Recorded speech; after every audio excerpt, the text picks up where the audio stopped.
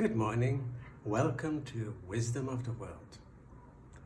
Today's story is from Africa, from South Africa, from the Xosa tribe, which actually is the tribe of the former great President Nelson Mandela. The story is called Animals' Revenge, and it goes like this. The ash-collared donkey called Bende tugged at a clump of tough grass that refused to give away. As he persevered, he could hear the distant waves crashing onto the rocky shores of the wild coast, sounding like thunder.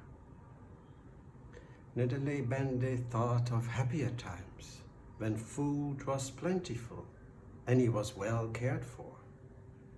For many years, he had carried the ever-increasing weight of his owner, and he had borne heavy loads on his back, especially at harvest time. But his legs were no longer strong enough for work, so he was given poor grazing, unlike the other productive animals. His pride was hurt when he overheard his owner say, "That donkey is so lazy. All he does is eat the grazing that should be for the cows. I will have to put him down tomorrow."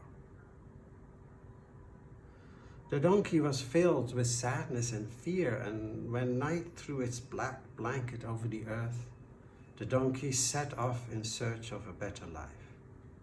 "I am safer away from here," he said aloud. Bende walked a long way across the grassy plains, taking him away from the cliffs and the Indian Ocean that swirled at their feet, until he was so tired that he lay down to rest. When light brought the countryside to life, the donkey rose and continued on his way, not quite sure where he was going. As he climbed a hill, he met a dog. "It is such a warm, sunny day," the donkey said to the dog. "Why do you look so sad?" "Today I heard my owner say that because of my age and poor hearing, he no longer wants me," said the dog. "He says that I cannot go hunting anymore or scare thieves." "I have the same problem," said the donkey, showing his teeth. "Come with me. We will try and start a new life." As the donkey and the dog walked through the forest, their feet crunched the dry leaves on the ground. Suddenly, they heard a pitiful cry, and when they searched the undergrowth, they found a thin, scrawny cat hiding in the bushes. Nervously, it retreated when it saw them. "What are you doing here?" asked Bende. "Shh," whispered the cat. "I'm hiding. When I was sleeping next to the warm fire last night, I heard my owner say that because I can no longer earn my keep by catching rats, they were going to get rid of me." "That's sad," said the donkey.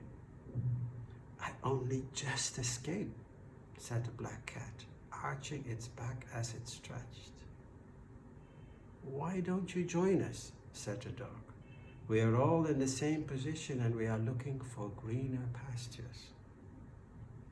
The three journeyed through the dappled shade of the forest, resting in the shade of a large tree with spreading branches when the sun was at its fiercest.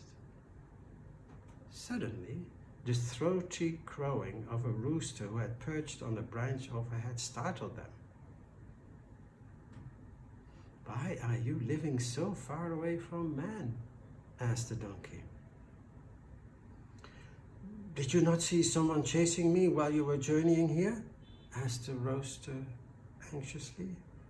"I heard my owner say that I was about to be put in the pot." "No," said the cat, looking around. "Yes, and the pot of water on the fire was already boiling." "That's terrible," said the dog. but we have also fled from our homes because of our age. Journey with us, rooster, and we will all enjoy our old age together in a place where our owners will not find us, suggested Nedderly Bendy. The donkey, the dog, the cat, and the rooster walked slowly on in search of a new home. When night replaced day, they rested under a tree. Owls hooted above them, but neither the wary dog and the donkey that lay on the hard earth under the gnarled tree, nor the cat and rooster that slept soundly in the tree, heard them. Sometime during the night, the rooster woke and saw a light in the distance. "Wake up," he said, but the animals slept soundly.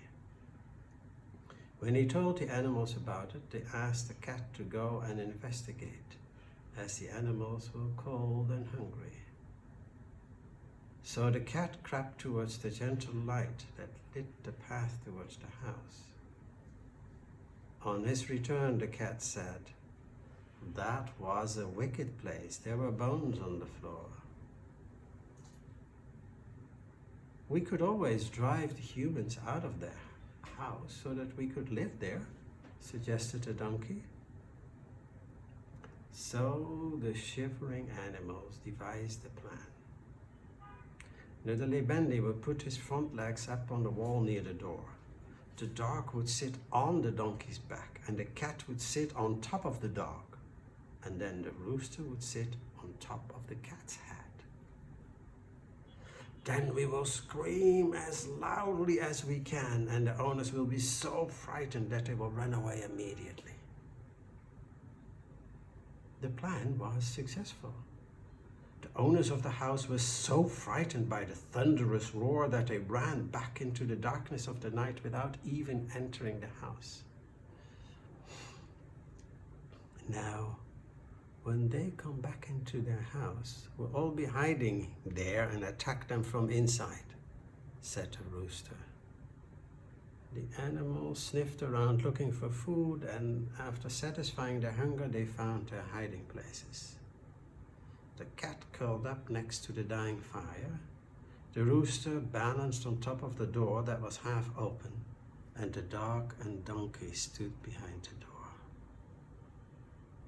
Sometime later, there was a rumble of footsteps as the dangerous man returned to the house. When the first man entered, he saw the cat's sparkling eyes and mistook them for a glowing ember of the fire.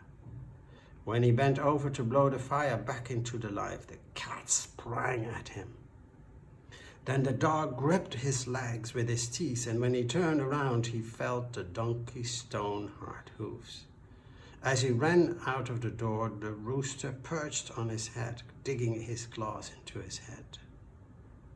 Crying and wailing, the man ran from his house, never to return to the danger that lurked there, and the other men followed him as they fled from that place. So it was that Nedderly Bendy, the dog, the cat, and the rooster lived in peace in their own little house until the end of their days. Thank you.